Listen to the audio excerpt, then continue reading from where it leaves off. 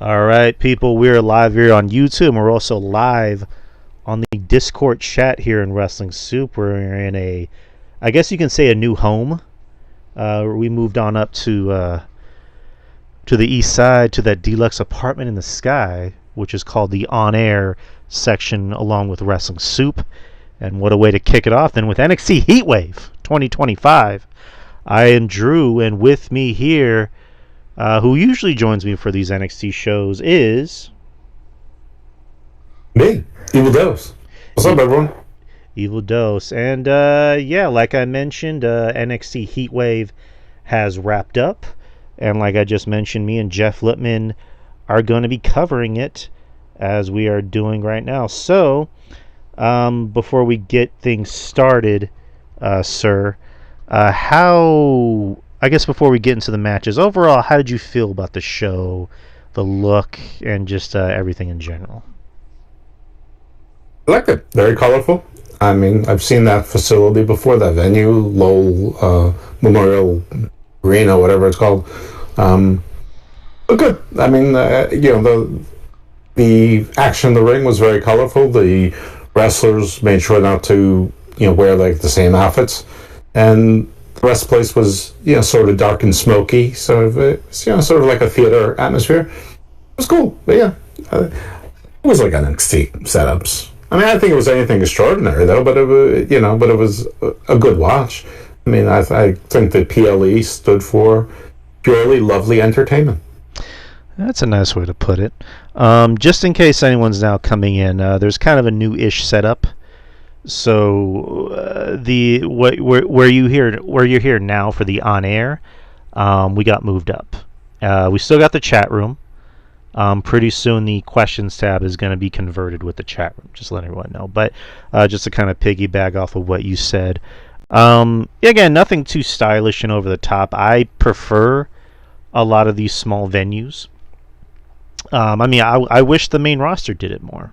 I mean, they're not going to do it because it's the main roster and a lot of money goes into those big shows. But I don't know. I kind of prefer these like smaller setups. They kind of have more of an intimate feel to it. And I think that's one of the better things I like about AEW is that they had the wherewithal to be like, yeah, let's choose smaller venues because it comes off better on TV. Granted, you don't hear a lot of noise, but whatever. We're not here to talk about AEW. They had a Forbidden Door earlier, so that happened. I have no idea what you're talking about. Exactly. So let's get into NXT Heatwave, which coincidentally you and me did Heatwave last year. I'm just now remembering that, but NXT Heatwave. What's coincidental about that? I'm sorry. What's coincidental? Don't I pretty much always do NXT PLEs with you, except when you have other plans? Well, no, I just it's one of those things I just thought about. It came up as a Facebook memory. So I don't know, it was just an interesting tidbit to bring up. I thought it was more interesting than probably you did. But do you know how many people the Lowell venue seats? According to this list, well, actually, it doesn't even tell me. Lowell Memorial Auditorium. It's supposed to seat 2,800 people. Okay. All right. Well, I mean, I think that's an appropriate size venue for NXT. I mean, it's super cool when they can get 7,000 people in a building, and occasionally they've had over 10. I think a couple times they've had over 15. But that's usually when it's like on a WrestleMania weekend, in the same town. But no, that's good. That's and TNA got some shine as well. It seems like we're going to get a little bit of AAA in the future as well. Yes, sir. They also announced that. I mean, they made a lot of announcements. I guess we'll just start with that before we get into the actual show itself. So, September 16th will be NXT Homecoming. They'll be at a Full Sail. Imagine making a big deal about going back to your studio. Yeah, I mean, it's a big deal for them, I guess. But market. It's like the smallest move ever, but okay. No Mercy will be September 27th. So yeah. I imagine you and me will be covering that. 5 short weeks. And then Halloween Havoc will be October the 25th, which is the week before Halloween. And did you see is Halloween Havoc, does that fall on a weekend or is it a regular Tuesday night show? Well, Halloween's going to be on a Friday, so that's going to be on a Saturday. Oh, Halloween Havoc's a PLE then. Yep. Okay, well that's different. I mean, I don't know if it's always different, but Halloween Havoc has often just been, sort of like a big show on the Tuesday night. So that's a little bit of a difference. I think last year they were a PLE.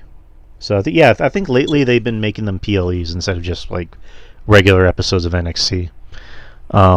Maybe, but hard to remember. I remember a lot of Chelsea, not Chelsea, Shotzi and Gigi co-hosting and Scarlett even. So interesting stuff all balled up into Halloween Havoc. But yeah, so if there's a Halloween Havoc, you said the 16th or the 25th? The 25th.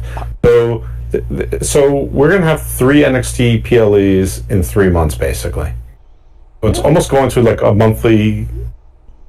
Do you think that's part of like that's going to be a permanent thing, and that's part of like the pacification of Peacock? I mean, I kind of hope so. I think NXT needs, it's getting that exposure, but I also with WWE the main roster PLEs heading over to ESPN like early. I would imagine Peacock is going to be like, well, since we don't have the main roster, let's get as many NXT shows as we can. I mean, it makes sense. Yeah, I don't know that anybody knows what's happening with the ESPN thing. I mean, they're getting one PLE early, WrestlePalooza, which is new. No one said anything about anything else moving early. So, I mean, unless I missed it entirely, I think people are just taking like one thing and running with it. I don't know, but anyway, like, I have to be honest, I don't think NXT needs monthly PLEs, but if it's going to incorporate more TNA, and sometimes they're going to be TNA PLEs, and it's going to incorporate more AAA, and sometimes they're AAA PLEs, and you have NXT title talent and main roster talent and Evolve talent and some other things mixed in. Okay, yeah, that's good variety, but I think that's a lot of pressure to put on the booking committee, and it's hard to feature as many people as they have in NXT and its downlines if you're going to have monthly PLEs. That's unless you're going to start doing 13 match cards, which nobody wants. No. I mean, it doesn't bother me. I mean, because like it kind of seems like they're technically going half and half with it. Because if it's not NXT, it's AAA, then it's TNA, and then rinse and repeat. Because not November, September 12th is the Worlds Collide pay-per-view. So I don't really know of any NXT people that are going to be on there other than maybe Lola, but it seems like Lola is kind of gearing up to go after bigger and better things. But yeah. And then last bit of news for NXT, it was announced that the Speed Championships are now being integrated in NXT. And starting September 2nd, which is going to be... What day is it? Just in a few weeks. There's going to be a tournament to determine who's going to face Sol Ruca at No Mercy for her Speed Championship. So, yay. Now, they named one person from SmackDown, one person from Raw, one person from NXT, one person from TNA, and one person from AAA. They didn't mention 2 people from each, so that's 5 people. So is this a tournament, or what? Is it a gauntlet, or like more to come? And is it curious that they didn't mention the men's speed title at all? I mean, El Grande Americano is fine. In fact, he's taller. Is he the Speed Champion? Yeah, I mean, I never saw El Grande Americano lose the Speed Championship. Okay, I honestly don't know because I honestly didn't know because I don't watch Speed. So, but I'm assuming it's because they didn't mention him because he's not in NXT. So, that's my best guess.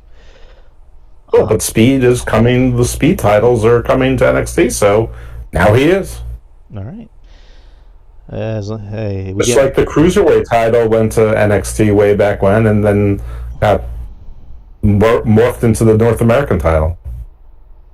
Oh yeah, it did. Merged with it. Forgot about that. It was Carmelo Hayes beating Roderick Strong. That I remember that. Now I remember. It was Santos Escobar that won. He beat whoever was. It might have been Ricochet that he beat. King Cuero versus Prince Puma, I think. I distinctively remember it being Hayes because I remember Strong was the cruiserweight champion. I think that's when he was doing that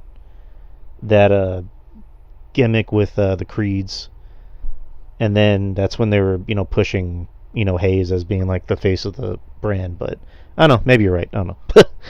But anywho, I don't know either. that's we spent enough time on that topic. But that's all the NXT news. So we got more shows coming up. So awesome. So let's begin the night. NXT Heatwave was in Lowell, Massachusetts at the Lowell Memorial Auditorium, as we just mentioned. There was only 6 matches, which I think that's all it needed. The first match of the night. 3.5 women's matches. What was that? 3.5 women's matches. Yeah, true. The first match was a triple threat to determine the number 1 contender for the NXT Women's Championship.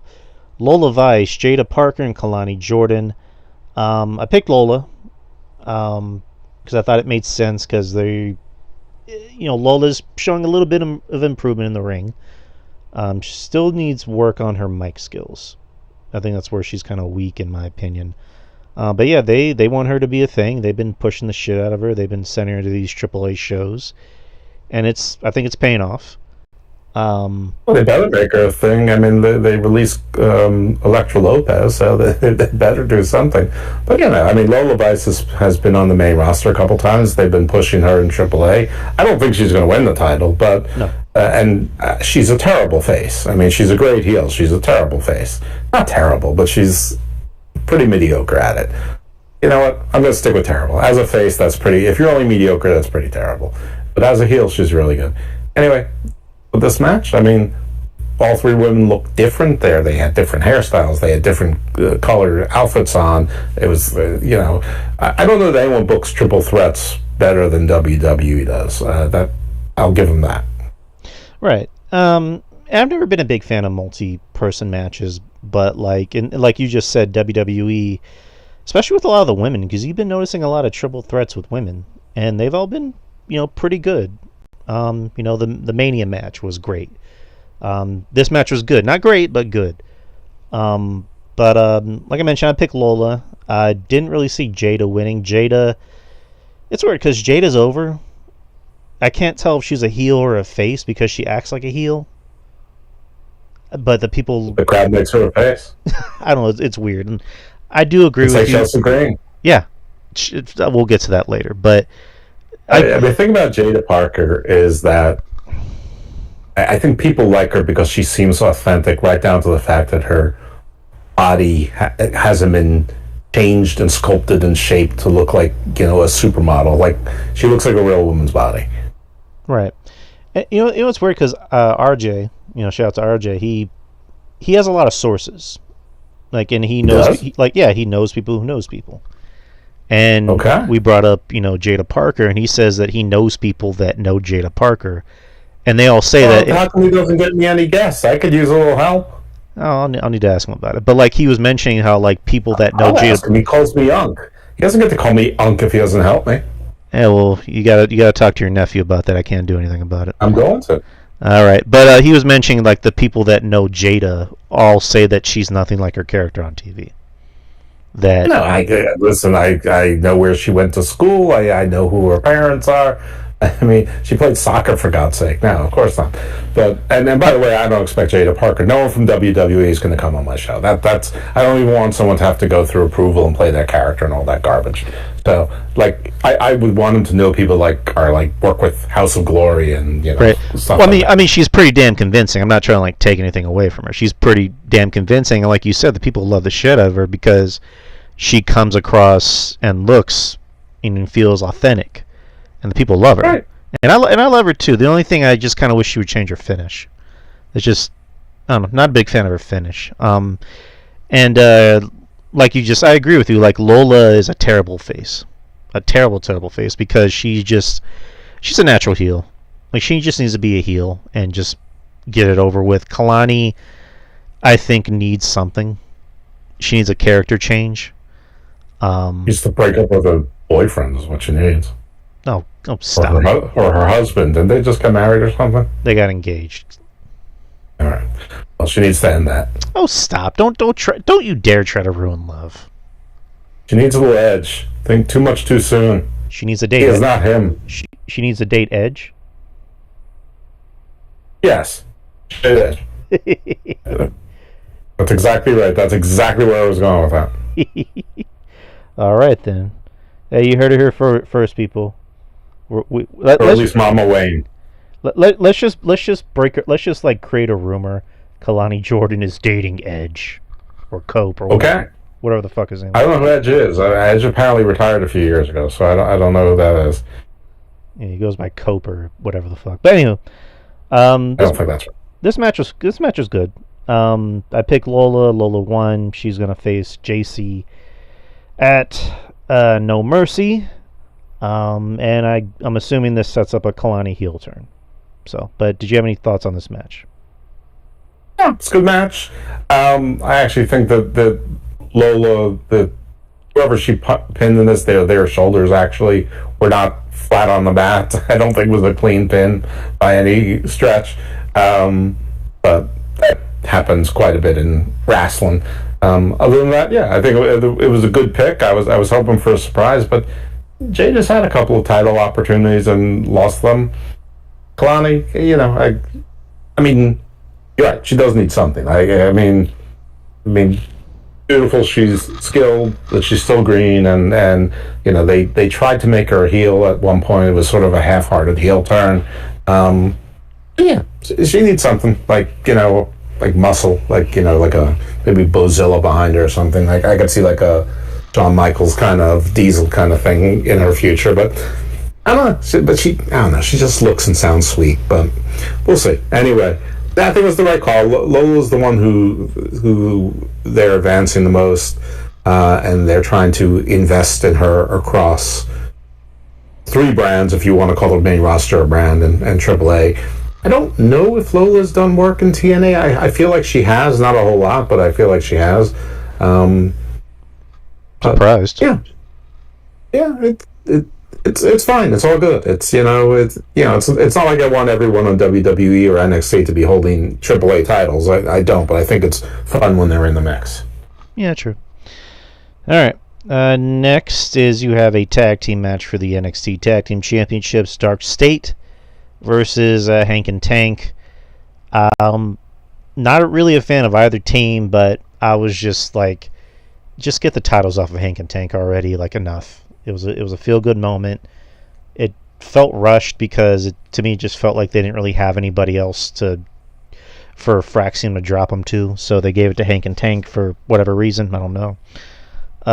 Dark State, not the biggest fan of. I just find it funny how Cutler James's gimmick in this group is to say very sus things. Sugars, I think is charismatic and interesting. Lennox, I'm still trying to warm up to, and the other dude, Griffin, he has a interesting look to him. It's just, I don't know, something about this group I just can't really connect with. But I picked Dark State to win because it made sense, because they want to make them a thing, and I guess they're no longer trying to be Shield because they're not entering through the crowd anymore. But yeah, Dark State won. What'd you think? Okay. Hank and Tank have gotten a lot better. I give them a lot of credit. However, I don't care if I ever see them again. I don't care if they continue to exist. It's just, I feel like I get a very heavy machinery kind of vibe off of them. They remind me of sort of the Bushwhackers, or almost like the Hillbillies, I mean, just a modern, updated version of them where they work better and faster and actually can wrestle. They are big guys who don't present as all that big. I think they're the kind of dudes that WWE thinks of the crowd loves because they feel like blue collar and whatever, but they cartoon them up, and I don't really think that the WWE audience necessarily just is going to love people just because they're supposed to. I think there's got to be something to them, and I don't know. I don't feel like there's really anything to these guys. So I too am glad that they no longer have the titles. Although they, their match with Fraxium was really very good, and I was very surprised by it. And they've surprised me since. I'm just not interested. Darkseid, anyway, they sort of threw four guys together. I sort of like Dion Lennox's gimmick of sort of being the bookworm. I thought that was sort of interesting. I don't find this particularly interesting. But when they have a faction and they're not doing anything in particular, like with the Wyatt Six, Tag Team Gold seems to be a safe bet to make them feel like they have a goal and they've accomplished something. They have some sort of purpose. So, okay, great. I don't know what the purpose now is going to be for the other two guys. Are they going to go after the North American title or the Speed title or whatever the case may be? I'm really only interested in Osiris Griffin in this thing for the obvious reason that he's big. I like my Josh Briggses, my Obafemis, my Jasper Troys, my Osiris Griffins, my Ridge Hollands, Keanu Carvers, so give me the big guys. I'm not particularly interested in the others, but it's fine. I don't really know what Dark State's all about, and at least now we don't have to try to really figure it out because they got gold, and now they're about defending the gold and maybe expanding the empire. Maybe if they just merged them with the Culling or something, which was another group that got a little segment tonight. And I mean, for a group Spears I think had the North American title for like 2 weeks. Aside from that, they've lost members and lost matches and done nothing else. So I don't know why they're so proud of themselves. I don't know. Maybe we merged those two groups. At least they got rid of Jensen. So and unfortunately he's still around and involved. But that's just one step from being kicked to the curbs now. Yeah, I mean the calling is just. I can at least look at Dark State and go, there's at least something about them that's somewhat interesting, whereas the calling is just like, what's the point of this group anymore? Like, what is even this group? I feel the same about both groups. I mean, except one group has, a hot woman and sort of an interesting woman, and, I don't know. Like I said, I think you could merge the two groups and then they'd be sort of interesting. And they'd have the numbers, so they don't need to be that good. But anyway, when you're 4 against 2, like you had tonight, the 4 should win, especially when it's Hank and Tank, and it's not like Dusty Rhodes and Manny Fernandez, so or Dusty and Nikita. So it's fine, and we'll see what Dark State can do, and Dark State can lose to another team, and nobody would care, even if it's like I don't know, 2 guys from the system and TNA, send in Eddie Edwards and oh God, who's the dude who used to the professional? He was one of the edgeheads. The Kurt Hawkins. Kurt Hawkins, right? Yeah, Eddie Edwards and Kurt Hawkins, or have Moose, and I mean, I'm not sure if Cardona is formally with TNA or if he was just at Emergence or if he's still playing field. But yeah, send Moose and JVG, who's Fandango. Let them come and have the NXT Tag Team titles for a while they're building teams. I mean, they have High Rise, who isn't quite ready for it, but they've shown signs. OTM, they keep coming back, then they keep going back, and then they keep coming back, and then they keep. I saw one of them posted something, with like the bug eyes or the eyes on watching something. So I was expecting them to sort of play into this a little bit, or maybe put a promo or something. But it's almost like they're big guys, but like clearly one of them can't stay healthy, or maybe neither of them can. So I'm not really sure, but anyway. Listen, the tag team division, not particularly interesting. Yeah, I'm sure Spears and that guy Nico or Miko, they'll get a title shot, and why not? It doesn't matter. Well, you mentioned Matt Cardona. So Matt Cardona, the other night was attacked by Karrion Kross and Scarlett Bordeaux at GCW. So Karrion Kross is, I guess, one of his first big post WWE or Killer Cross is going to be Killer Cross. One of his first big post WWE appearances will be against Matt Cardona at GCW, which is in or one of GCW's events in October. So good for Cross. Right. Nice. Yeah, terrific, great. I will say, just for those of us who want to fuel the "It's Still a Work" line, GCW is a partner in the WWE ID program. So, if you want to think it's still a work, you're not completely out of hope. Though I think it's actually also had a match in New Jersey. I think he was actually at a Rahway or something, whatever promotion runs at a Rahway, New Jersey. But Cardona. See, okay, so. Who do you know who pretends to be a wrestling fan and he does wrestling podcasts and watches a ton of wrestling, but is still a casual fan and buys tickets accidentally to a pay-per-view? Yes, the guy's speaking right now. So last weekend, TNA was in Baltimore for 2 days, and I just figured they were both TV tapings. I had no idea Emergence was on. I bought tickets for Friday night, not because I suspected the TV tapings would be better that night, because I want to watch AAA Mania on Saturday night. So I bought for Friday night only. The whole night I'm seeing, so one of the pre-show matches was for something called Border War, which, I assumed there's going to be a theme show down the road, Canada versus the US kind of thing. And I'm seeing stuff for Emergence as well. So I'm like, okay, well, they're taping stuff or whatever, or they're advertising Emergence, or maybe Emergence is a thing. And by the time we get to the Hardys versus the Rascals, I'm like, oh, wow, that's cool. We're getting this match. And they're talking about, they show us about 42 commercials for Trick versus Moose. And I'm like, holy WWE, Batman, come on with the promotions. And then, there's still time. And, you don't know when the time is. And, the matches, and, I'm like, we're getting this match tonight? Oh, my goodness. And, it took me till the main event to actually realize that I'm at a pay-per-view.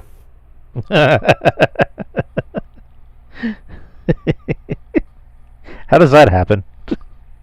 No idea. I mean, it was a fun show, but I mean, it's a little like NXT PLEs. It's like none of the matches actually on the card actually need to be on a pay-per-view. They could all just as easily be on TV.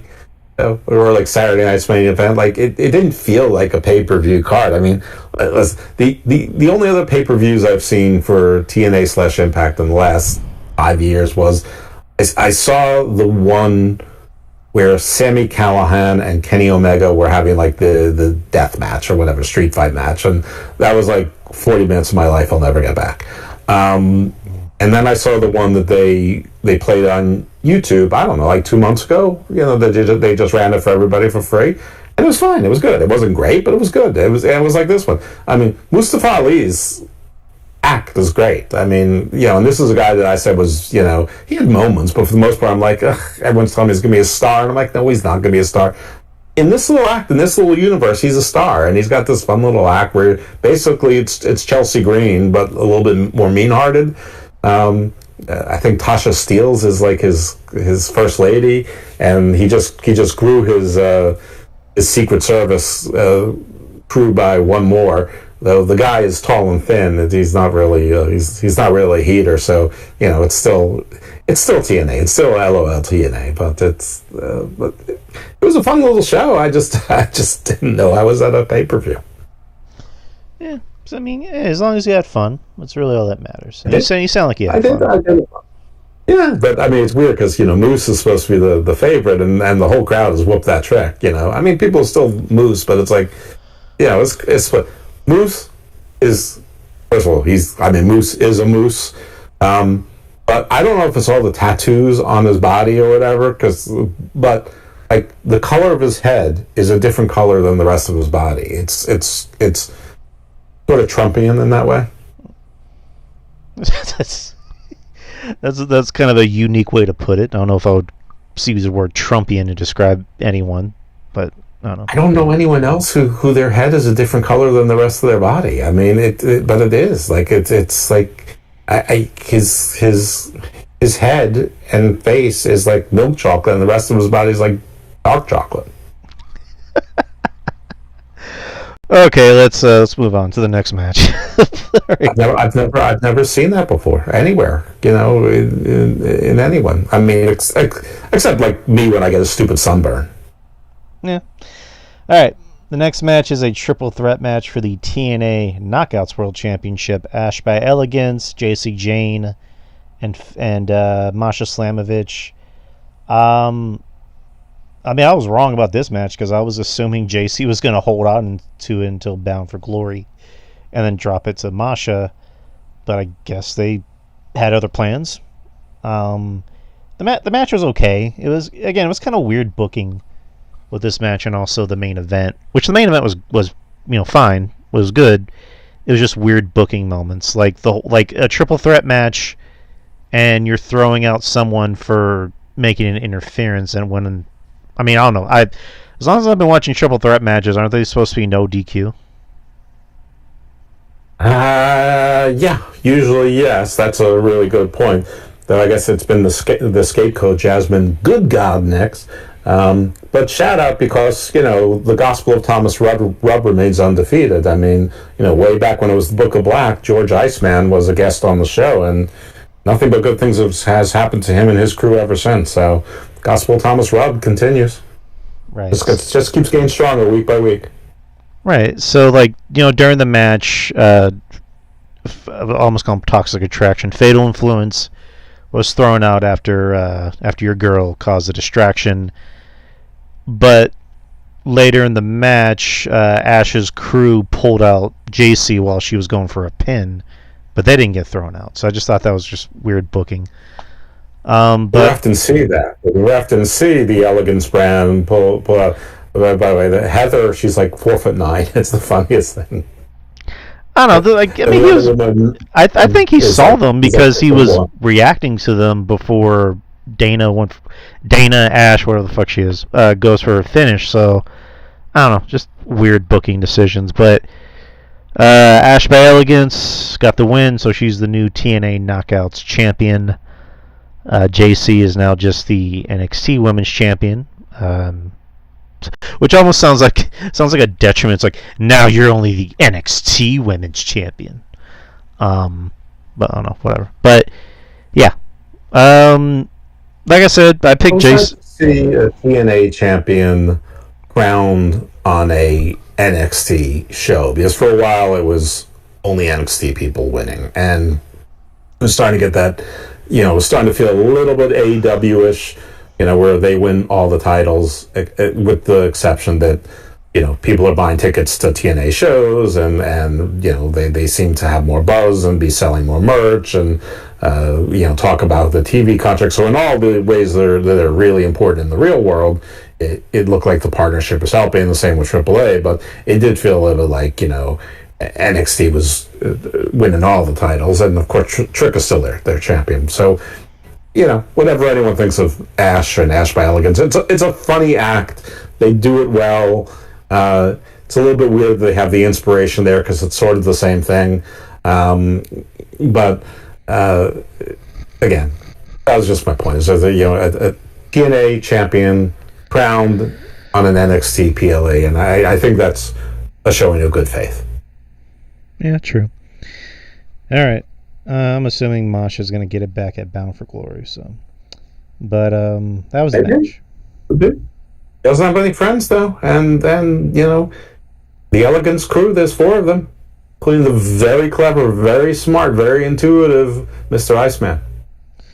Well, Masha's going to need help, or maybe she can take them all at once. So we'll see. Maybe she can. Hopefully.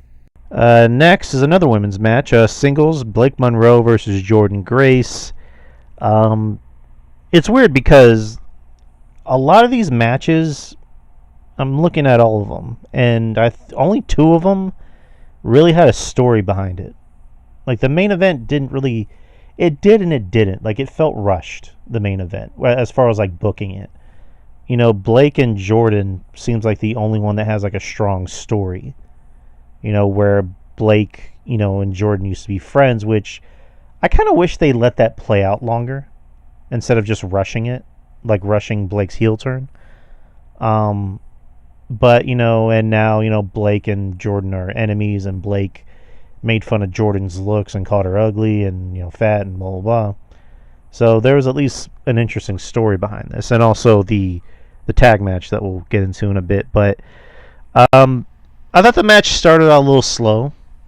I mean, I think there was a reason behind that. They wanted the whole point of the match was that Jordan wanted to get her hands on Blake, and the fans wanted Jordan to get her hands on Blake. And once she did, it was fun. But after a while, I think the pacing kind of slowed down a little bit.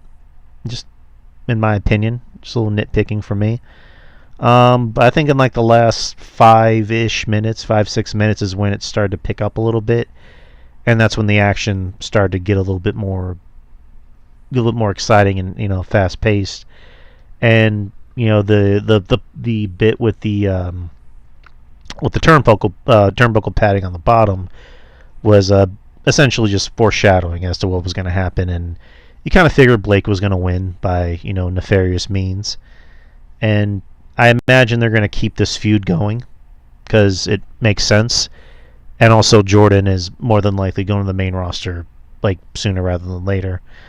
But Blake got the win. Well, how does it make sense to keep this feud going if Jordan's going to the main roster? Well, I think she's going to finish up the end of the year on NXT. That's what I meant.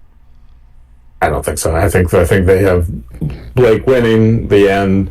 I mean, I think that Jordan at this point, she's done all the honors. There's nothing in NXT for her any longer. I mean, if she gets the champion, so what? I sort of see her as being the Julia's bodyguard that Kiana James brings in as her backup, but that's just me fantasy booking. But listen, if you think the stories feel rushed now, and I'm not saying you're wrong, just wait until there's a PLE every 30 days. Yeah, you're not wrong. But yeah, I thought the match was good. I thought it was a lot better than I was kind of thinking it would be. What were your thoughts on the match? Okay, I mean, it was like Jordan Grace wants to kill her. She's the powerhouse. She's got the gripes, and can Blake outlast her and wily her way through it, and she did. And then she used the exposed turnbuckle to her advantage. The original fall into the exposed turnbuckle wasn't so great, but the stomp was good, and then doing the sort of the paradigm shift underhook DDT was a good finisher. No, I thought the match was fine. I mean, I don't think it's going to wow anyone. I don't think anyone's going to remember it in 10 years, but it advanced it. Blake gets the win. She's going to move on. She's going to say she's done with Jordan Grace, and I'm sure she's going to try to put herself into the NXT Women's title picture. Sort of while Fatal Attraction is Fatal Influence's sort of frame. You can see Jasmine finding a new friend. I don't know. Who knows? But anyway, that was fine. Blake Monroe, their new star, their new investment, wins. They can move Jordan up if they want to, or they can do as you say, or or maybe she just sort of loses her mind and tries to beat the crap out of everybody. That'd be fun. All right, next. They never did revisit her versus Zarya. I think that we should see the her versus Zarya fight. Maybe Zarya is a surprise entrant into the Speed tournament, and that takes Sol Ruka and everyone by surprise. Maybe even take Zarya by surprise. I mean, they've been kind of building up towards Zarya possibly turning on Sol, which I would have thought they'd do that with the North American title, but I guess they're going to give her the Speed title, which, yay, yippee. Yeah, I don't know. I don't know why they're having her defend the Speed title. I mean, I do know why, because they want to establish that's an NXT title now, and I guess you're going to get some quicker matches on NXT, which I guess is an attraction. Maybe I don't know, and maybe that's something that maybe they're working on a Speed show to put on Peacock to give them less expensive programming, but more than they would get from X.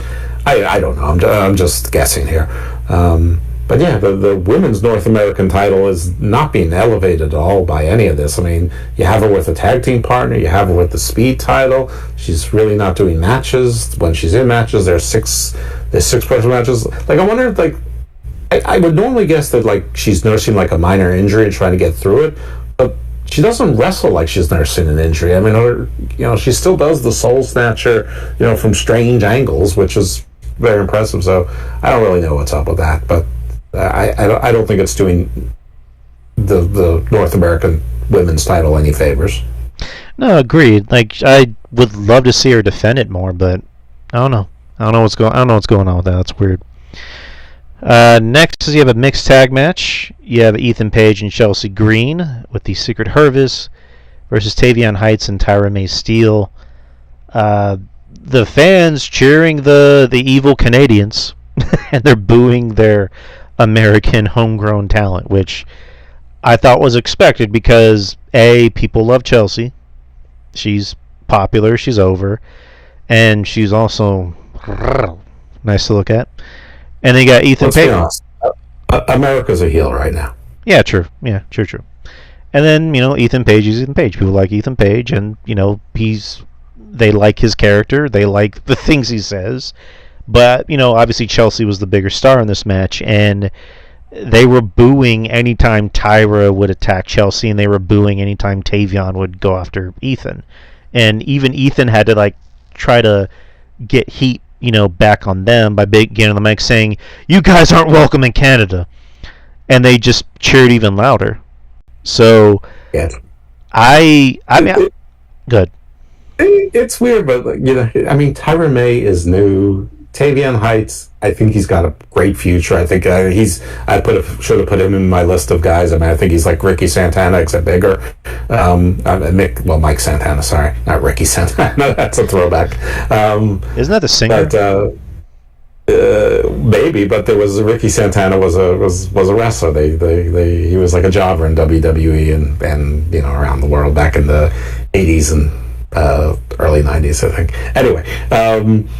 It's neither one of them is particularly over, is the point. And then you have Ethan Page, who's super over, and Chelsea Green, who's extra super over, and again you have the 4-on-2, so the 4-on-2 should win. Then you have the main roster, so the main roster should win. Tyra May spent more time on Evolve than NXT, but it is weird booing an Olympic gold medalist and another Olympian. It is also a little weird that with Tavion, they talking about him being an Olympian, and clearly he didn't medal. I'm not sure if he got injured and didn't wrestle, or he just didn't medal. But there's that awkward thing because we're used to we know Kurt Angle. We knew Chad Gable was a bronze medalist. We've always sort of known. We just don't know. So it's like, I'm not sure that we as wrestling fans can quite conceive that somebody is being recognized as an Olympian as their character in professional wrestling, yet they didn't medal. Although there's others. JC Mateo, Jeff Cobb, he was an Olympian and he didn't medal, but I don't know if he was a wrestler or power lifter or track and field or what. There's others too. Right. I don't know, Tyra May Steele, I need to see more of her. I think she's okay on the mic because she at least sounds confident when she talks, but a lot better. She was really robotic for a while. Right. Tavion, I like you said, I think he does have a future. The guy has a good look and he can work. He can work with anyone, actually. He had a really good match with Santana, a few months ago. But I think he can get there. He's one of those great wrestler, needs to get better on the mic.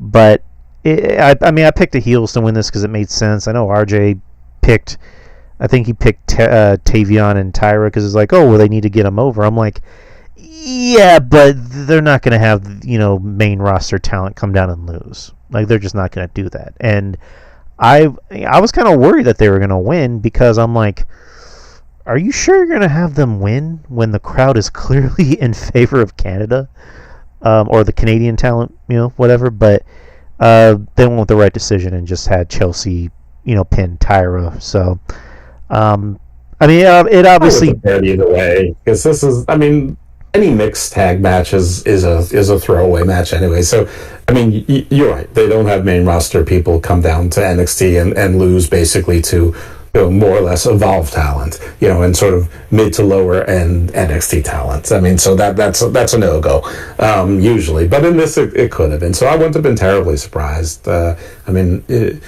also USA versus Canada, you'd think they would go with USA on a PLE. But they didn't. Anyway, if you were surprised, I think it was a fun little surprise. If you weren't surprised, then you felt smart. But I was really surprised how one-sided the crowd was. Probably mostly for Chelsea more than anything else. I mean, people like Ethan Page, but they also like to boo Ethan Page. But people just love Chelsea Green. I mean, how can you not? Instead of Canada, it's Chelsea. That's maybe she should run for their office there or something.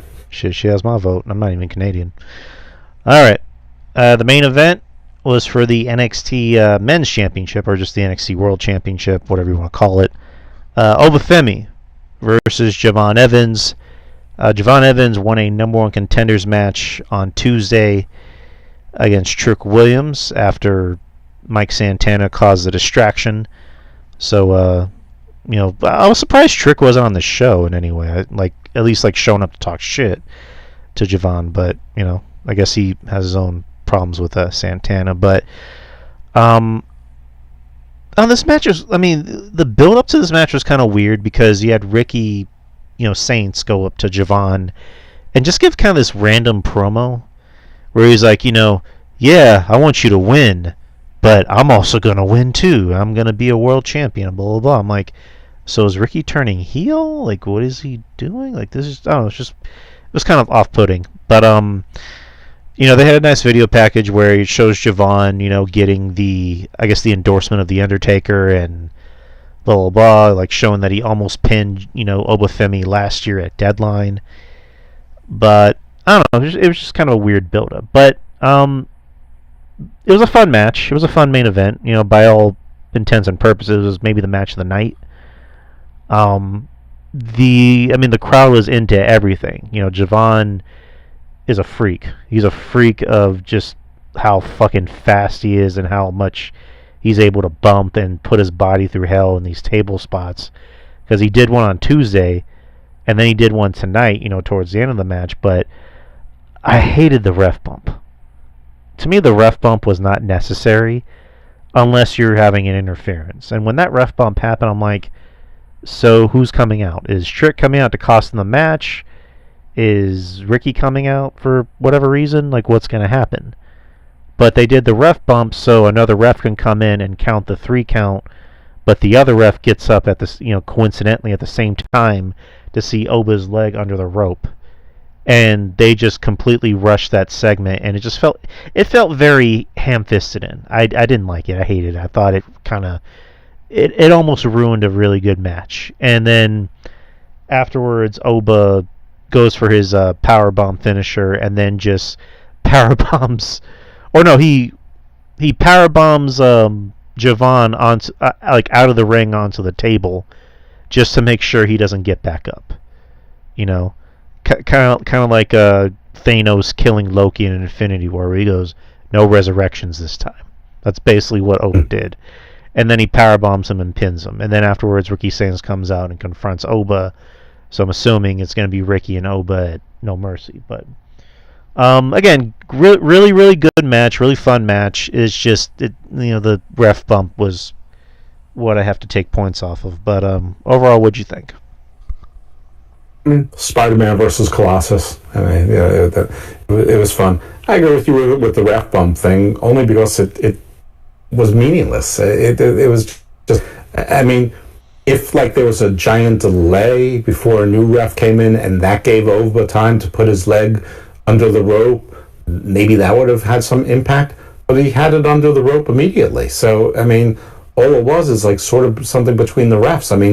Devon doesn't even have a legitimate case except that one ref was in the wrong position. I agree. It was messy for nothing. I'd rather the ref just was woozy or whatever, and they did the false 1, 2, 3, 4, 5, and then the ref comes in and then he gets his leg over. But actually, I'm about to contradict myself. I'm glad, because Oba should have the power and should be there, and he's a smart champion. So, he had the wherewithal to have his leg there, or maybe it flopped there anyway. But it was under the rope, so there's nothing illegitimate about it. So Yeah, I mean, I know a lot of people thought that Javon was going to win, but I don't know. Here's where my sizeism. He's just too skinny. I just can't get behind it. And I don't care about Ricky's. I've always thought that the star power of Ricky Starks was overstated. He's a bigger star in smaller places. I don't. I think his music is more powerful than he is. I don't know. He just comes off as small and minor league, and I just feel like we're looking at Crash Davis, and he's not even in the major leagues. He's in AAA right now. So anyway, yeah, but I think we're going to get there, and you know, I don't know if you're going to get Javon and Ricky having Mishigash, between them in between now and then, or Javon saying it should have been him, the ref made a mistake and making another triple threat, whatever the case may be. But the ruler can continue to win this thing as far as I'm concerned. He's a great champion, and when Osiris Griffin or Jasper Troy, or they want to give Josh Briggs, his JC Jane, sort of, 4 or 5 month transitional title run, that'll be just fine. I'm all for the land of the giants. These little guys can go after, things like the speed title and tag titles and stuff like that. You think everyone that's smaller than you is little? John Evans is a very skinny man. I don't know, but he's not little.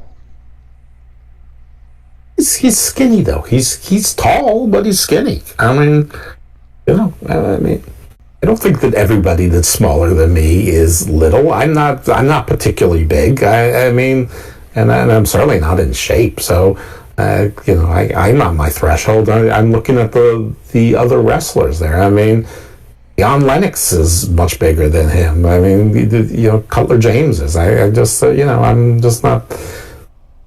Like I said, he's Spider-Man. He's fun, but Spider-Man doesn't lead the Avengers. He's. He's the face of Marvel, essentially. But I don't know. I mean, yeah, in some ways, I agree with you because I was kind of going for Javon because I'm like, okay, what does Oba do after this? Does he wrestle Ricky?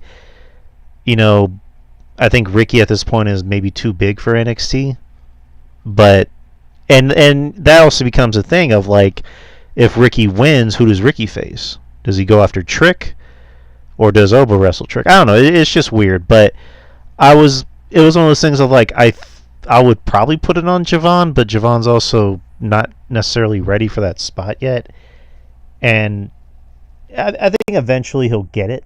But Oba, I'm very much in the camp of King Oba. Like I want to see Oba wreck as many victims as possible. I was also kind of shocked to learn that he only had 9, or I guess this makes 10 title defenses this year. So that's nuts to hear. But happy that Oba won because I love Oba. I would have wanted a different finish, or I guess a different like plot twist, so to speak, other than that ref bump. But that was NXT Heatwave 2025. Overall grade, match of the night, least hurt match of the night. What would you choose? Overall grade, B-ish, B- maybe. Just because I didn't feel like it was a very important card. I don't know if that deserves the grade down, but B-. Match of the night. I'm going to go Team Canada versus Team America. That match was the most fun. The worst match of the night? Ish.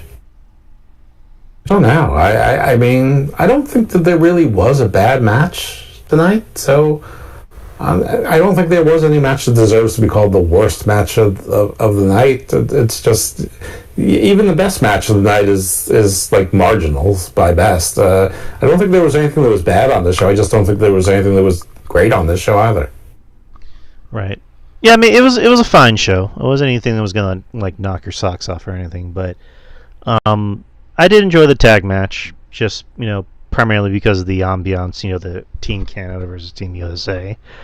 I I really dug the main event. I just hated that spot. But I don't know. I guess there wasn't necessarily a bad match on the show. If I had to choose anything bad, I would just say the ref bump.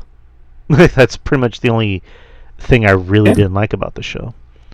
Um, Yeah, I mean, I could see like not liking, that the influence was kicked out, but yeah, the Elegance team wasn't, or just so they were kicked out in a no DQ, which makes no sense. I remember commentary saying something about ref's discretion or whatever, but still, no DQ means no DQ. So maybe that would get worse match, but I didn't hate the match. I don't know. I mean, when you have PLEs every month, and sometimes between the two or three different brands, you feel like you have two or three PLEs in the month if you count Triple Mania, and I do. It's I, I don't expect them all to knock my socks off. And again, Peacock, not again, but I've said in other places, Peacock is included with my cable package, so it doesn't even cost me anything. I mean, so does Max. I don't know that I'd watch AEW if their stuff was free on Max, but since they haven't bothered to put anything on Max, either for free or for more, I've never been able to test that theory. I don't know. I mean, I have ESPN. I guess I'll get that ETC, that we're all supposed to get that comes with it. I don't know exactly how that works with a TV or what, but I guess we'll all find out. I don't even know what I'm saying anymore. It's just that I don't know. I feel like everything is sort of watered down. It's just too much wrestling. It's just too much wrestling. So this is a really meandering way to say, thought the show was fine. It was fine. I had an enjoyable night, but like, will I remember anything from this show in a year? I probably not. yeah, I don't know. I'm not getting the ESPN thing. I have my VPN. I still have my Netflix account. That's really all I need. $15 beats $29.99 any day. Well, I have ESPN. I have like 4 ESPN channels or 5. I never watch any of them, but I mean, they're with my cable package, so I am going under the assumption that Xfinity Comcast, like the biggest cable provider in the country, will have the DTC will come with it. If it doesn't, no, I'm not paying $29.99 for WWE PLEs. I don't give a shit. I don't need to watch WrestleMania, whatever. Or I can always watch it in in some places screening rooms. If I really need to, I can live without it. It's okay. It would actually be a small mercy on my life for there to be less wrestling for me to watch. Poppycock. All right. RJ, if you're listening, dude, come on now. Yeah, that's your nephew. You're gonna have to talk to him. All right. Just did. Yeah. But anyways, that was the show, people. That was a fun show. It's always fun talking about these NXT shows with Jeff. So thank you, Jeff, of course, for making your Sunday available for me and for NXT. Sure. I mean, the show's over and our show's over before 10:30 p.m. It's not even bedtime for me. Yeah. And I'm assuming the next show is going to be No Mercy, which will be September the 27th. And then right after that is Halloween Havoc. So, yay. More stuff from us, people. Shout outs to Mish, of course, for putting us on this platform. Thank you, Mish, Wrestling Soup, Joey, and all of our friends. All of our friends, including Mr. Jeff here, RJ, who I do a show with, Friendly Neighborhood Marks, which we just put a new episode. That's more of an entertainment/wrestling show where we just talk about movies, like, stuff going on in Marvel and DC. Recently, we spent a half and half show, one half talking about Brand New Day news and also wrestling news. So look out for that. I also put up some shorts. I've been putting up shorts for the shows for the experience, which is every Wednesday at 9 p.m. Central Time, live on YouTube and also the Wrestling Soup Discord. And me and RJ's show is not live; it's pre-recorded.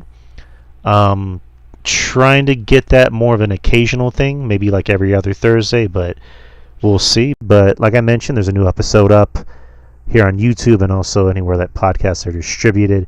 And there's also shorts. So look out for those shorts on the TikTok page, the Instagram page, and also the Twitter and the YouTube channel. So we're currently at 165 subscribers on YouTube. So that's pretty Very nice. It's pretty cool. And then Twitter X, DY Experience, Instagram, DY Experience, TikTok. You can find me on there. Just type in Drew Yar. I'm the only Drew Yar I know. And yeah, that's about it. And the shows you can find anywhere. The podcasts you can find anywhere where podcasts are distributed, such as iTunes, Spreaker, Spotify, and whatever. And then, of course, the YouTube channel. So, Jeff, tell the people about you. All right. So, folks out there, if you don't already know where to find me, you can find me on the X at dose_evil. I'm also at IcarusVelMD, but dose_evil is the more active account, and it is primarily, if not exclusively, wrestling nonsense. As far as shows are concerned, I mean, by now you probably figured I do the NXT PLEs with the Drew Yari when he's available for them, and when I am, but I'm always available. I have no life. So when I stumble into pay-per-views by accident. So I do on The Soup. I occasionally do a show called Body Slam Briefs, which is usually me solo, though there was one with Mish as well, and that goes on the Soup feed. That's about law and wrestling and when they intersect.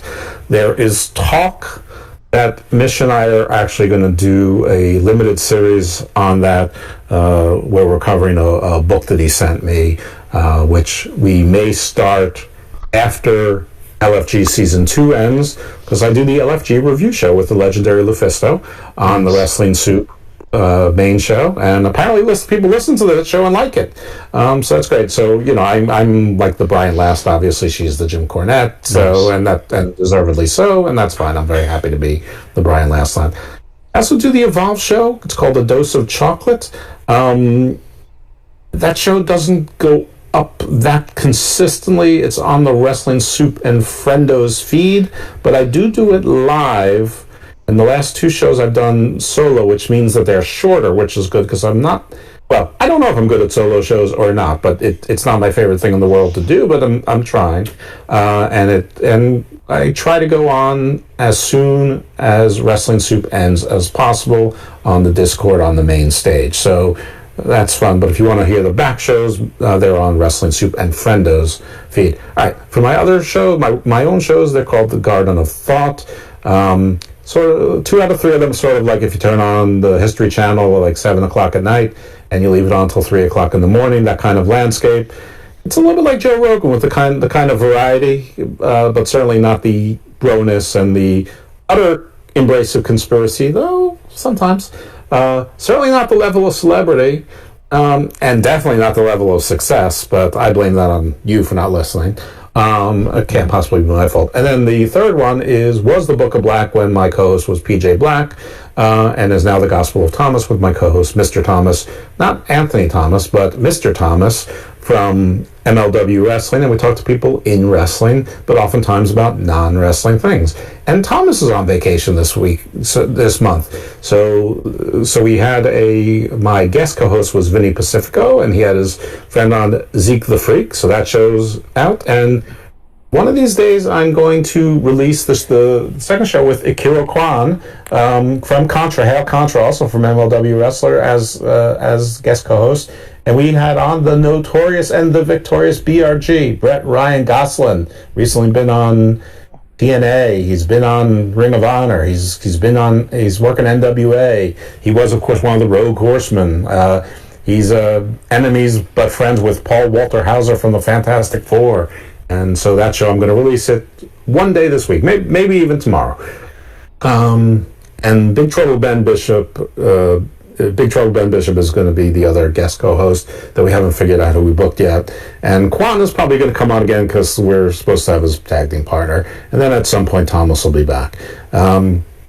So anyway, Garden of Thought, you can find it on the Wrestling Soup Network, or you can just find it individually on any main podcast feed. I I'm not. I don't want to speak for Mister or anyone like that, but I think he might be putting one of these shows or all of these shows on the Wrestling Soup YouTube channel as well. So apparently, some people prefer to watch YouTube, even though they're not going to see any faces. But if that's the case, look for that. I'm not sure when that's going to happen or when that switch gets hit, or even if it's a certain thing, but something to look for in the future. That's it. I've been babbling enough. Thanks for having me, Andre. Yeah, of course, it's always a pleasure having you on, Jeff, and I mean that. I do love chopping it up with you about anything, you know. I mean, now we just mainly talk about wrestling, but Jeff is a very good friend. Jeff has been a very good friend of mine for quite a while. I think 6 years is when we started really talking.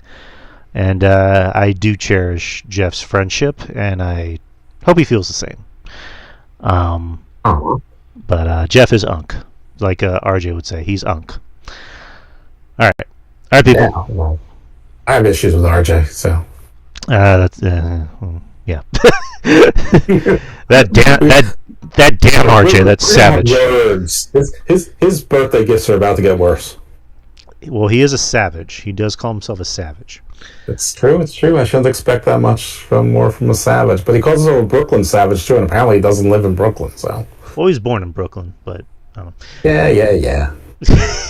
Anyways, all right, people. We'll see you all next time. I'll see you Wednesday. Me and Justin will be doing the Experience, another episode of the Experience live here on YouTube and the Wrestling Soup Discord. And me and Jeff will be back next month for No Mercy, which will be September the 27th. So, anyways, people, there'll be no mercy for my babbling. Oh, that's a guarantee. But, anyways, we are done, people. Take care. There.